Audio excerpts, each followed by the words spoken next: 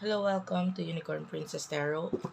So, ito yung reading natin for Air Sign, Gemini, Libra, Aquarius. Take only what resonates. So, mga gusto magpa-personal reading, kung tarot reader siya yung i-search mo sa Facebook. Ako mag-open din ako. Actually, sige, mag-open muna ako ngayon ng personal reading. If you want to book a personal reading, mag-message ka na lang to sa aming Facebook page. Madam P, yan.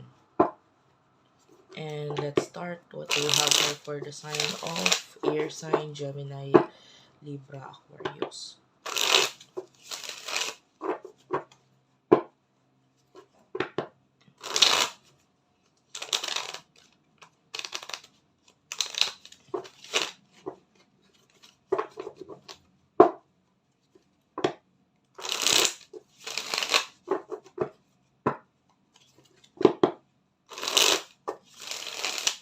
Kung gusto mong mag-avail ng mga product namin, nandun na lang po sa TikTok shop.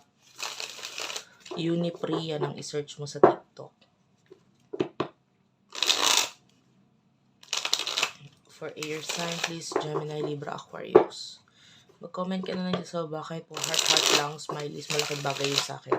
Kung hindi ka nakaka-relate sa reading, huwag mong pilitin, huwag mong kunin kung hindi para sa'yo. Bigyan mo na lang sa iba. What do we have here for air sign, Gemini, Libra, Aquarius? Drama Queen, Desire. Okay.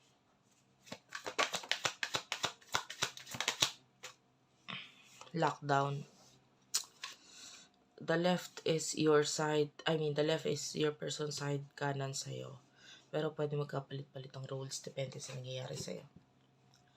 Air sign, you do have a lot of chemistry dito sa person na kakonect mo. Nararamdaman mo yan. Physically, emotionally, sexually attracted ka sa kanya. Pero, some of you with the drama queen, pwedeng natatakot ka kasi pwede magkaroon ng pagkakagulo. Or for now, you're just trying to relax, and ito person na to, malaki ang nagiging tulong niya pa sa relaxation mo, sa mind mo, sa isip mo, ganyan. And the person is medyo pinahihirapan mo itong taong to. Nightlife is here. Kasi this person has a lot of hunger. Parang gustong-gusto ka na tong taong to. Pero, it's just that parang may parte sa kanya na parang kailangan niya pigilan or hindi maging open regarding sa pagkagusto niya sa'yo. Ano yung emotions ninyo ng taong ito? Access granted is here. Entrapment.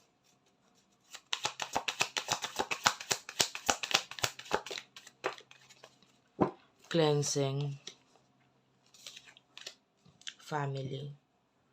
So, yung iba sa inyo, there's a family na involved dito sa connection ninyo. Maybe this is a past lover, past husband, ex-wife, ex-husband kind of energy. Or, you have someone, you have a family, or pwedeng sa side mo.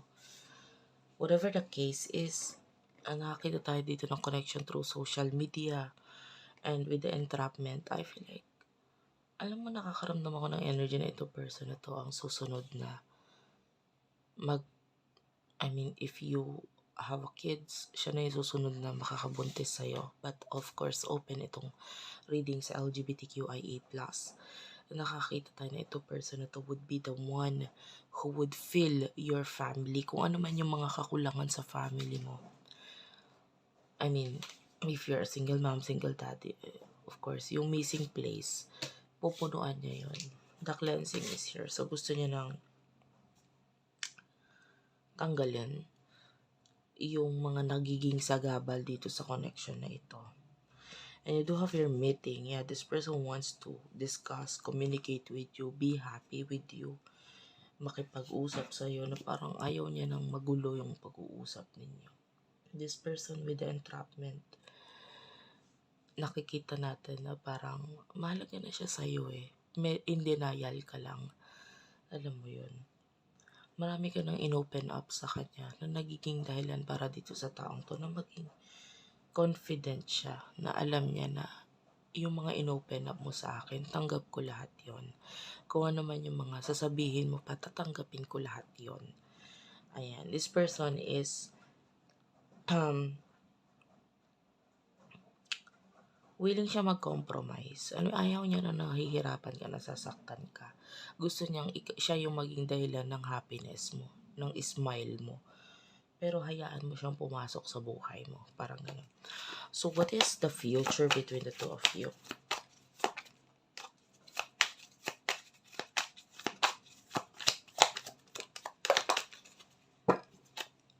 Pretending, history, and ascension. Verge is here, done, and nightlife. All the way I see this, it's that with the pretending, I mean, hindi ka pwedeng magsinungaling dito sa person na to. You know, in the future, that whatever happened in the past, hindi na yun mababalik. Pero you can still get out of the situation. You can still, you have your eyes. Kita-kita mo yung mga nasa paligid mo. Alam mo yung mali. Alam mo yung hindi pwede. Alam mo yung dapat mong alisan. Whatever this situation is. So, in the future, ikaw ang makakagawa noon. Verge is here. I mean, I feel like this person is about to confess to you. This person is going to take risk. This person is the one na laging nandyan for you and willing siyang magpaka-vulnerable para sa'yo. Yun ay kung hahayaan mo siya na sumunod, maging parte ng buhay mo, ng pamilya mo. Etong person na to, hindi niya mapapromise na mabibigyan niya yung lahat sa'yo. Pero at least this person is going to be there for you. And yeah, marami kayong differences pero gagawain niya yung best niya para pumantay or mapunuan yung mga pagkukulang mo, no? Gagawin niya yung best niya para mapunuan lahat ng yun. And I feel like this is a soulmate connection and partner in life. Kasi pag sinabi nating partner in life, it's like a connection na parang hindi lang ito love ang namamagitan sa atin. May partnership, may equal give and take. Okay, may contribution ka sa connection natin, may contribution din ako. So, napakagandang connection. Kung hahayaan mo, okay, nasa sa'yo yun. So, thank you for watching, guys. I love you all. Please do like and subscribe yung aming Facebook page. Huwag mo kakalimutan na huwag i-follow mo, guys. May mga sinishare din ako doon. Thank you for watching. I love you all and bye-bye.